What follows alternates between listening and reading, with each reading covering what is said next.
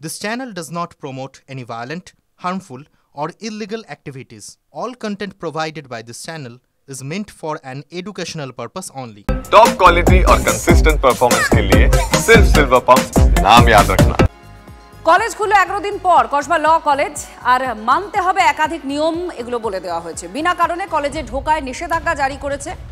সচিত্র পরিচয়পত্র ছাড়া কাউকেই কলেজে ঢুকতে দেওয়া হচ্ছে না। সকাল 8টা থেকে দুপুর 2টো পর্যন্ত কলেজ খোলা থাকবে। প্রথম সেমিস্টারে ফর্ম ফিল আপ সকাল 10টা থেকে বেলা 12টা পর্যন্ত।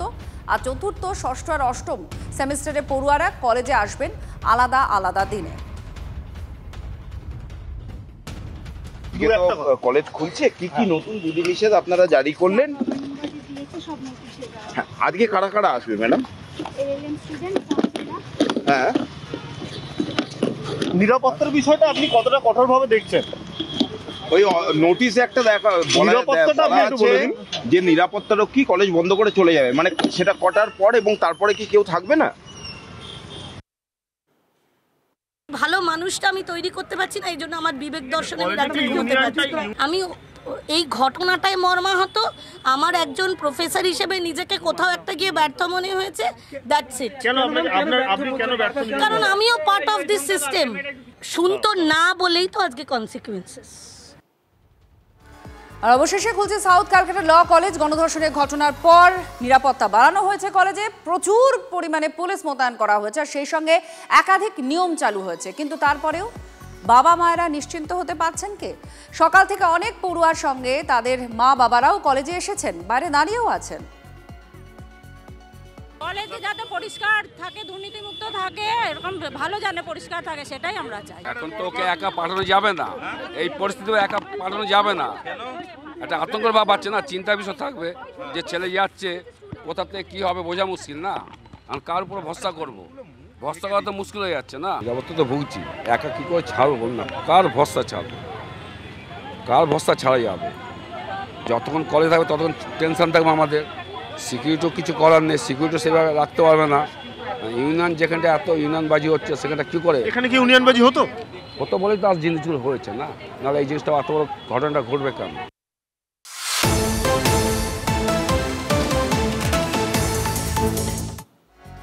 কসবাকাণ্ডের পর মুখ খুলে দলের নেতৃত্বের রোষেই এখন রাজন্যায়। টিএমসিপির প্রাক্তন নেত্রীর বিরুদ্ধে একের পর এক তোপ আসছে। অতীন কন্যার পর রাজন্যাকে নাম না করে নিশানা করলেন জুঁই বিশ্বাস। যোগ্যতা বিচারের জন্যও যোগ্যতা লাগে। যারা একে মাথায় তুলেছিলেন তাদের যোগ্যতা নিয়েও সন্দেহ আছে। না নেত্রী হওয়ার যোগ্যতা আছে, না অভিনেত্রী। দুদিন এসেই নেত্রী। কোভিড বা প্রাকৃতিক বিপর্যয় এদের মুখ কেউ দেখে না। শুধু ব্যক্তিগত এজেন্ডা নিয়ে রাজনীতি করতে আসা। সোশ্যাল মিডিয়ায় এই পোস্ট করেছেন তৃণমূল মুখপাত্র জুঁই বিশ্বাস। রাজন্যাকে একের পর এক তোপ। আর এই মুহূর্তে জুঁই বিশ্বাসের সোশ্যাল মিডিয়ায় পোস্ট দেখতে পাচ্ছেন। দুদিন এসে নেত্রী। কোভিড বা প্রাকৃতিক বিপর্যয় এদের দেখা যায় না, শুধু ব্যক্তিগত এজেন্ডা নিয়ে রাজনীতি করতে আসা। কথা লিখেছেন। রাজন্যার নাম নেননি, কিন্তু নিশানায় রাজন্যা। শান্ত আমাদের প্রতিনিধি আমাদের সঙ্গে রয়েছেন। শান্ত, একের পর এক কি বলবো নিশানা করা হচ্ছে রাজন্যাকে তৃণমূলের তরফ থেকে। বা জুঁই বিশ্বাসও যুক্ত হলেন, নাম করেননি কিন্তু একেবারে স্পষ্ট যে রাজন্যায় তার নিশানায়। একদমই দেখো, পরোক্ষে রাজন্যা হালদারকে যে বড় চেয়ারম্যান তথা কাউন্সিলর নিশানা করেছেন তার নিঃসন্দেহে বোঝা যাচ্ছে। এবং সেটা কিন্তু শুধুমাত্র রাজন্যাকে নিশানা করেছে তা নয়, রাজন্যাকে যারা তুলেছে অর্থাৎ যে নেতৃত্ব, দলের যে নেতৃত্ব, তৃণমূল ছাত্র পরিষদের নেতৃত্ব, তাদেরকেও দোষারোপ করতে ছাড়েননি জুঁই বিশ্বাস। এবং একটা বিষয় পরিষ্কার করে দিয়েছেন যে যে ঘটনা ঘটেছে সেটা নিয়ে যে কাণ্ড ঘটানো হচ্ছে দলীয়, রাজন্যা যদি সত্যিই দলের কর্মী হয়ে থাকে তাহলে এভাবে মন্তব্য করাটা যে অনুচিত সেটা কিন্তু নিজের লেখনীর মাধ্যমে বোঝানোর চেষ্টা করেছেন তৃণমূল কাউন্সিলর। কিন্তু প্রশ্ন হচ্ছে এখানে যে যেভাবে মুখ খুলে রোশনালে পড়তে হচ্ছে রাজন্যাকে, আগামী দিন দলের আর কেউ মুখ খুলবে কিনা বা মুখ খুললেও সেটা কিভাবে খুলবে সেটা নিয়েও কিন্তু প্রশ্ন হচ্ছে। কারণ যেভাবে একের পর এক আমরা গতকাল দেখতে পাচ্ছি, একের পর এক তৃণমূলের মহিলা কংগ্রেসের নেত্রী হোক বা তৃণমূলের যুব কংগ্রেসের নেত্রী হোক, প্রত্যেকে কিন্তু রাজন্যার বিরুদ্ধে মুখ খুলছেন।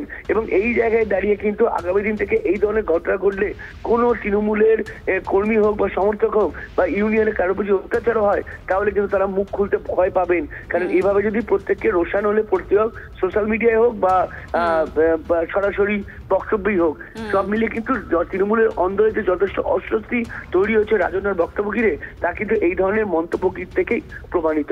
ধন্যবাদ।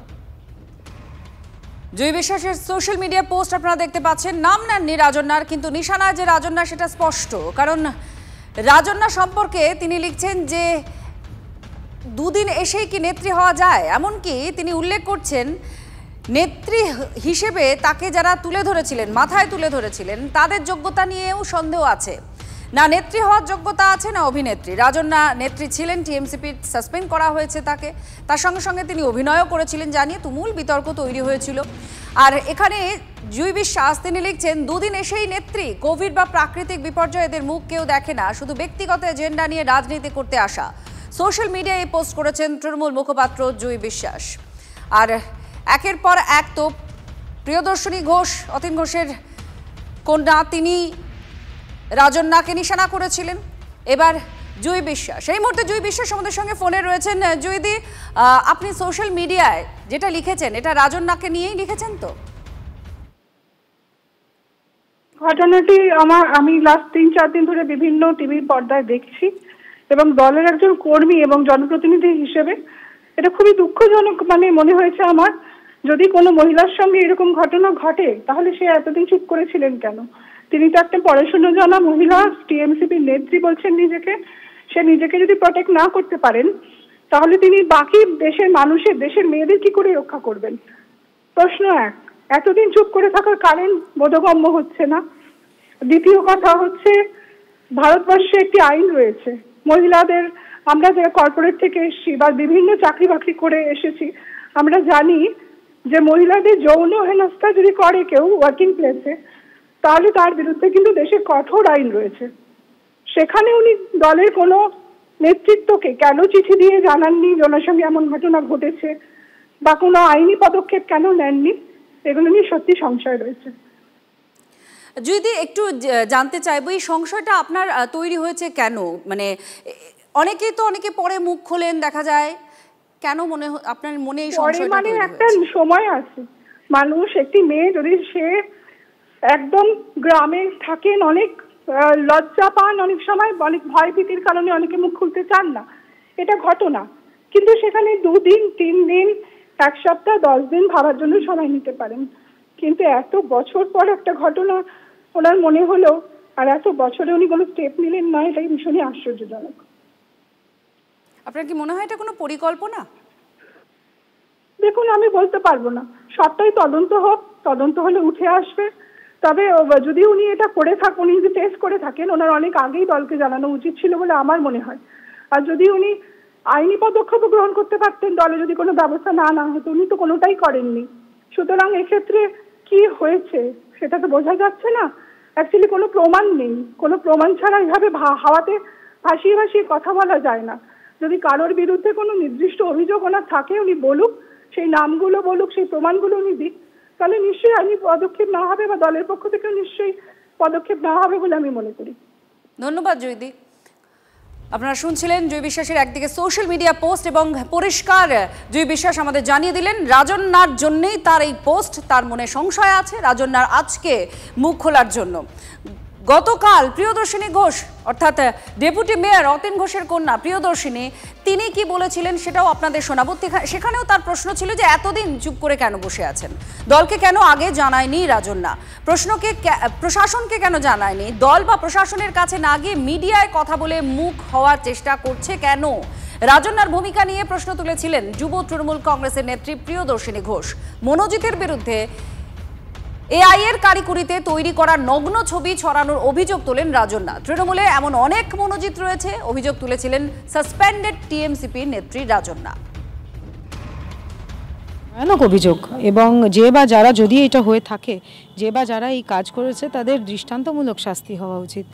কিন্তু এই ঘটনা যখন ঘটেছে এবং সেটা রাজন্যা যখন জানতে পেরেছে, সেই মুহূর্তে দলের শীর্ষ নেতৃত্বকে, প্রশাসনকে জানানো, সেটা এক্সপেক্টেড।